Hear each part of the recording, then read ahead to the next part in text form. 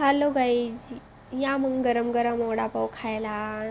आणि अशा पावसाळ्यात तर कुणाला गरम गरम वडापाव खायला आवडत नाही. सगळ्यांना आवडतात, लहान मोठे सगळ्यांना असं चमचमीत खायला आवडतं. आणि पाऊस असल्याच्या नंतर मज्जाच वेगळी असते. पावसामध्ये तर खूप असं घरात बसून, बाहेर पाऊस चालू असतो आणि घरामध्ये बसून असंच आपल्याला चमचमीत खायला आवडतं. काही पण असं एकदम म्हणजे तिखट वगैरे तेलकट असं खायला मस्त आवडतं. तर माझ्या मुलांना पण तसंच खूप खायला आवडतं. तर मला ना, माझा होता आज बड्डे, तर मुलांनी बोललं की आज ना मम्मी तुझा बड्डे आहे तर आपण वडापाव समोसा बाहेरून ऑर्डर करूया. तर मी बोलले नाही, ऑर्डर नाही करायचं, घरी बनवते मी. तर त्यामुळे ना मी घरीच बनवलेला आहे वडापाव.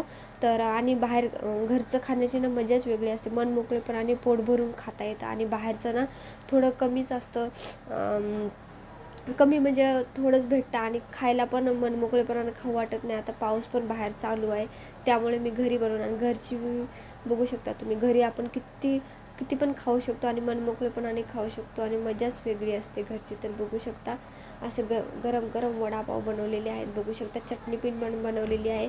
तर पूर्ण व्हिडिओ बघण्यासाठी तुम्ही उद्या माझ्या चॅनलवरती जाऊन सबस्क्राईब करून घ्या आणि लाईक